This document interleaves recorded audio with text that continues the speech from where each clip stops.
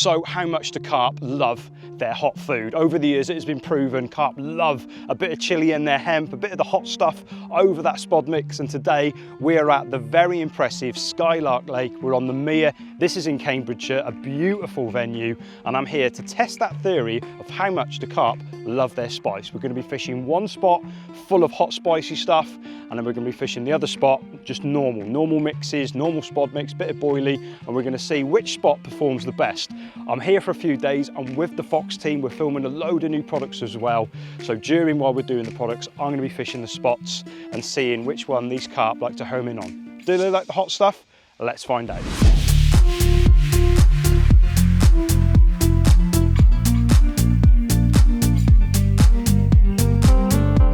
Yeah, so Skylark Lake, swim 15 I have chosen. We got here a few hours ago. We've had a good walk around with the lads, all chosen swims and chosen sides. So I've opted into swim number 15. As I said, massive wind pushing through. Casting will be easy with the wind at the back of me, that's for sure. I haven't got anything else set up. I've got the house set up. No rods are out at the moment. So I'm gonna get the marker out now, have a bit of a play. I don't think there's a lot going on in terms of features out there. It's pretty much clear. There's a bit of gravel, bit of silt, bit of almost like clayey soil mixed in with gravel, if that makes sense. So we're going to find some spots now, one for the hot spot and one for the normal spot, if you like. So we'll go to town on the marker rod now, and then we'll talk about rigs and all the rest of it. But first up, let's find those spots.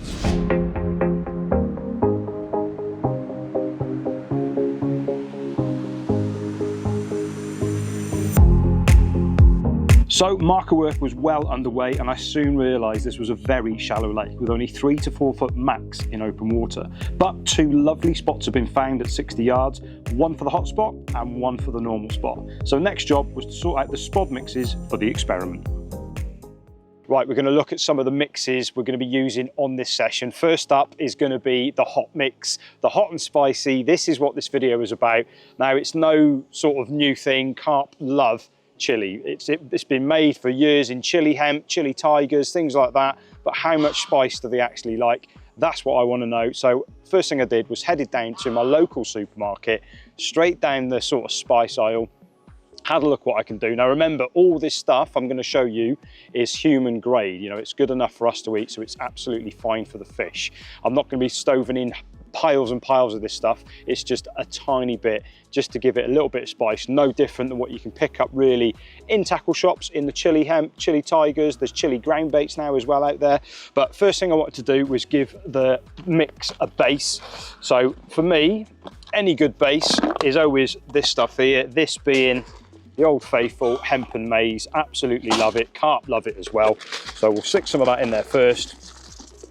And then to that, all I'm doing is adding some good old DNA boilie, this being the bug and an SLK mix. It's probably 80% bug and then 20% SLK, but I absolutely love these 2 boilies. And then what I'm going to do as well is just crumb up a few in my hands. And the idea of that is, because it's almost like a boilie ground bait almost, the spices and the stuff that I'm going to be putting in will grab hold of that sort of fluffy mix quicker, if that makes sense. So breaking in a few of them into my hands, that going into the mix, giving that a good sort of whisk up, and then you're left with a nice sort of chopped boil. There's a few different shapes, mismatched bits and pieces in there, a bit of dust, but there's a bit of all sorts going on in there. But that for me is a great mix. Hemp and maize, crushed boilie, whole boilie. Now to that, this is where we're going to stick some of the mix in. So I've gone for Sharwood's Vindaloo. Now, please don't think you're throwing Vindaloo to the fish. I'm not. It's just the flavour of Vindaloo. This is just a spiced liquid. So it's herbs and spices that create the Vindaloo flavour. So all we're going to do, we're going to put a little bit of that in there. Not much. I'm only going to put about, what have we got? It's a 400 gram pot. I'm putting in about 150 gram there. And I'm giving that a good mix up. So like I say, all I've done is added in herbs and spices, making it like a hot mix. Now that straight away, my God, that smells, I mean, like a really good quality curry house, to be fair. But that's the mix. That is the hot mix that we're going to be putting out there. Very simple. Now with it as well, obviously I wanted to team up the hook baits to match what we're fishing over. So I want the hook baits as well to be hot and spicy. So what I did in prep, I've got some here that are pre-done. If you have a look there, they're all my pre-done ones, which I did at home probably about a couple of weeks ago now in preparation for this trip. So that there basically is some bug hard hookers. And then all I've done to that, I've got the Dun Rivers hot sauce, a fantastic sauce. I know a lot of my mates love this. It's too hot for me, but a lot of my mates absolutely love this. And I have actually seen this being used by some other well-named anglers out there, shall we say. And I know that this works a treat. So that's gone on the actual hook baits. And then with that, I've just peppered over as well some of the chili powder as well. So that just sort of gives it a crustacean, like almost like a film of attractor, that those chili powder flakes almost. And that's just been fermenting for a couple of weeks there. It smells absolutely amazing. It does smell really nice actually. And then what I've done, I want to give it a bit of a visual as well. So I've reached for the DNA raised bees as well, just to give it a flack of colour. And they too have had a good dousing of the hot sauce as well in them. So when I'm sort of fishing the snowman style, it is a hot snowman, if that makes sense. A hot snowman, never heard that before. But basically that is the hook baits. That's what I'm going to be fishing over the mix itself. I'm going to be putting out probably about 8 to sort of 10 spoms on one area, that being the hot spot. And then my middle rod is going to be the same mix, exactly the same, but the only thing we're going to be changing is the liquid. We're going to be bringing in DNA bug hydro spod. That's going to replace the hot sauce that we've put in here. And then obviously the hook baits will be the same, but without the hot sauce and without the chili. So we are literally giving them 2 areas of bait, one hot and spicy, one your traditional sort of mix, and we'll see how they get on. But that's how we're playing out, guys. I'm looking forward to seeing if the carp like a little bit of spice. Let's get the rods out, let's get the spods going and get this session underway. So the spod rod was quickly dispatched, both spots receiving 7 spods of each mix. Now this venue is a no leader venue, so it's either naked line or tubing. One new product from the Fox stable are the Edges tubing clips, an ingenious idea where the lead housing locks the tubing into place via a little locking collar. Then all you do then is just clip in the side housing and everything's secure. The tubing no longer slips out of the tail rubber, everything is secure and locked in, even when playing a fish. All rigs were tested in the marges before firing them out onto the spots. The first night was a social barbecue with everyone, and we all gathered round chewing the fat, excuse the pun, about the tactics and the session ahead, as we all anticipated the first night.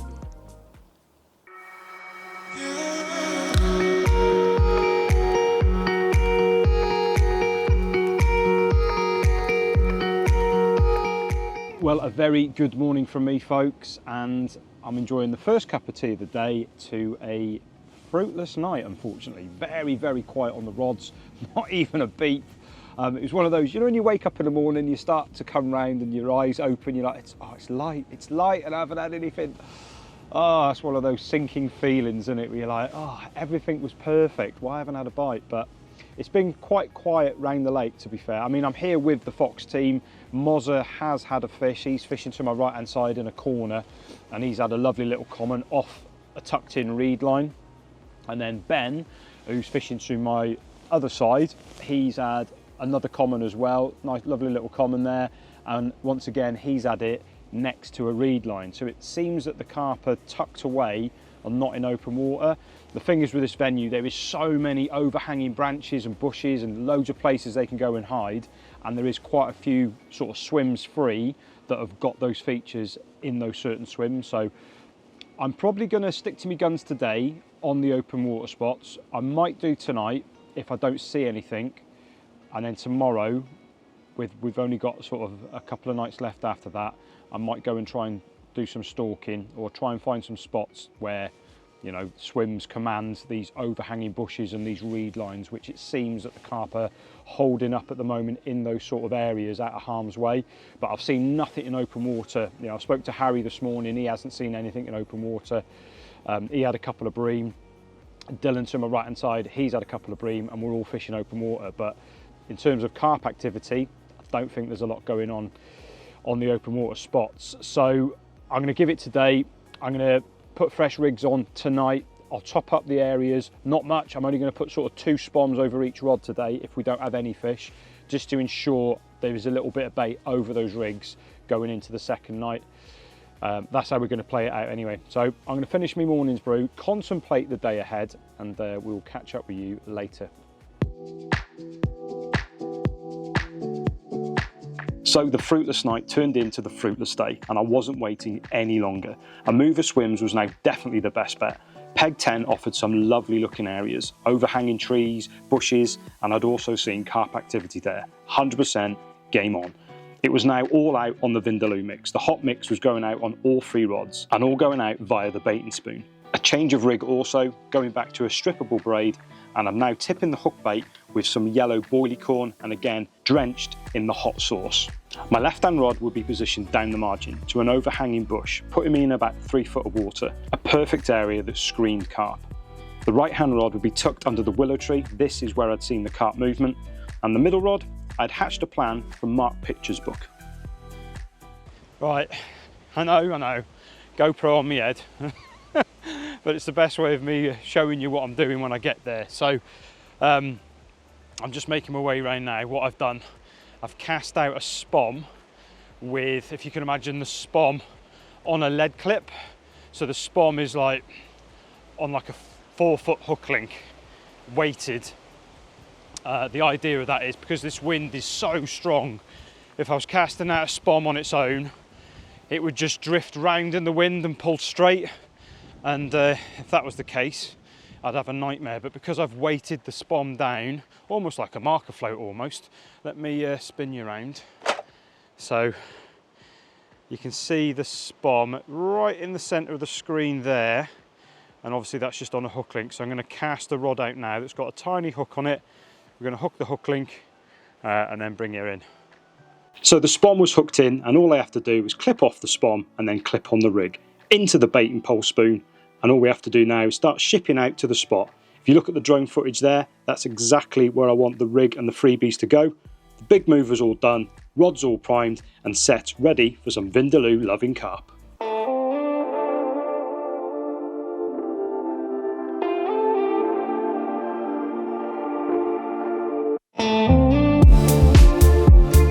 Well, a very good morning, folks, and it is a really good morning as well because we've got one.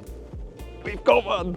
There's one sitting in the sling at the moment. I've just popped him in there purposely just so I can get the camera and the mat and everything sorted out. But either way, moving swims yesterday, making those changes, shortening those rigs as well, and putting them in a place where we've seen carp activity was the main thing. We all say location is the most important one, and it 100% has hit home on this session for sure. But either way, there's a carp who likes a bit of the hot stuff. We'll get him out, show him what we got, but yeah, what a great start to the day. Yes.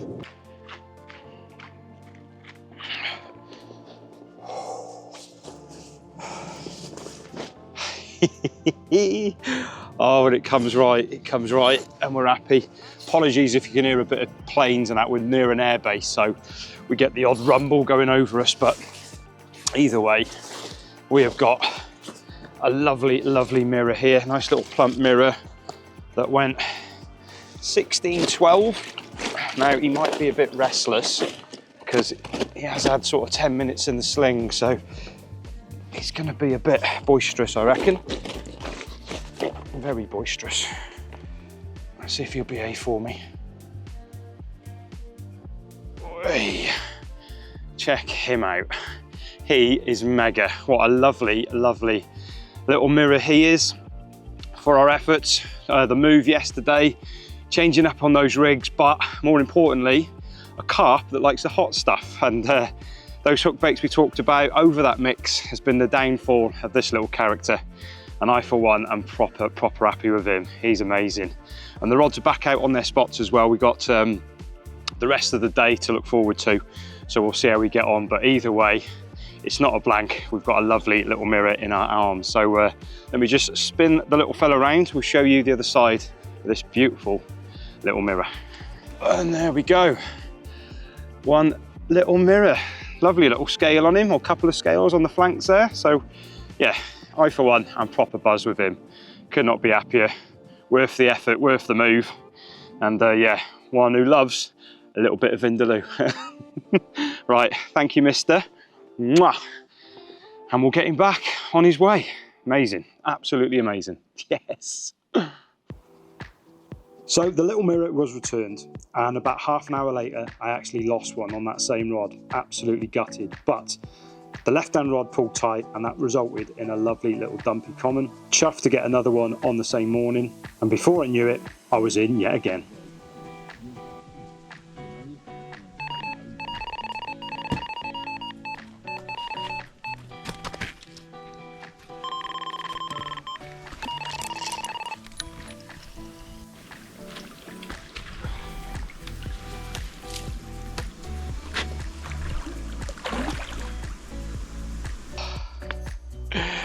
Well guys, we've just given him away. Not quite the 20 pounder I was hoping for, but 19.4 nonetheless, but a lovely, perfect condition common, which I've got to be honest, put up a hell of a scrap. Let's just hoist him up. He's going to be at Eve. Check him out. He is absolutely perfect condition. And I think we're going to aptly name this one Fat Les going forward, because this one loves his Vindaloo. That was the whole point of this video. Do carp like spice? And the answer is absolutely, of course they do. I've had 3 bites now on the Vindaloo, and one obviously we've lost, but I've had a wicked session. Started off a bit slow in the wrong swim, made the change, moved into the corner, found the fish, changed the rigs, but kept with that hot stuff. And yeah, this one, like the others, I've snaffled it up, but I'm buzzing to be holding one on the last morning. I'm going home now. I'm literally going to start packing up as soon as this one goes back, but I couldn't be happier. What a perfect way to finish this film. So from me and this lovely, lovely looking common, it's a massive thank you for watching. Please give us a like and a subscribe to the channel, and yeah, we will catch you on the next one. But for sure, if you're heading out, make sure you grab some of the hot stuff. Thanks for watching.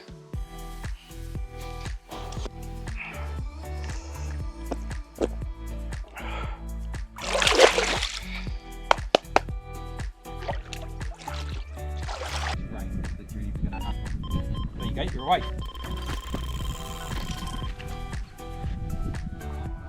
Well, I thought we were done, but I put the common back, literally just started to pack up, putting the rod away, and the middle rod has come good.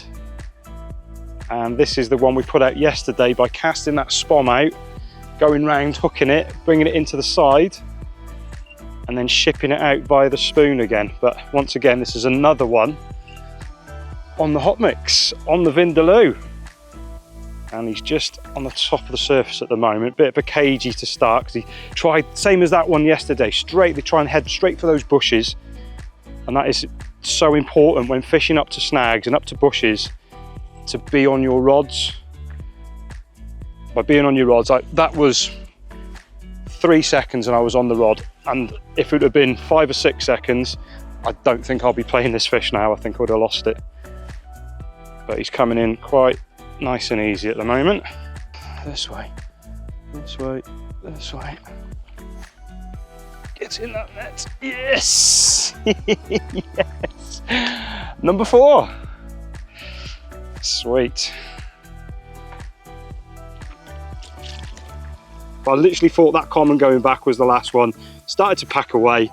Harry's walked into my swim and the rod's just ripped off in front of us, which has resulted in this one. And oh, hang on, mate. And that is 4 out of 5 bites now on the Vindaloo. So, summary, do carp love spice? Absolutely. And I'll definitely be using it more in my mixes going forward. I can't sort of deny the action we've had on it. So, what a wicked way to finish this amazing little venue that we visited with a proper little character like that. Mega. Right, we'll try again. Thank you for watching, and we'll see you on the next one.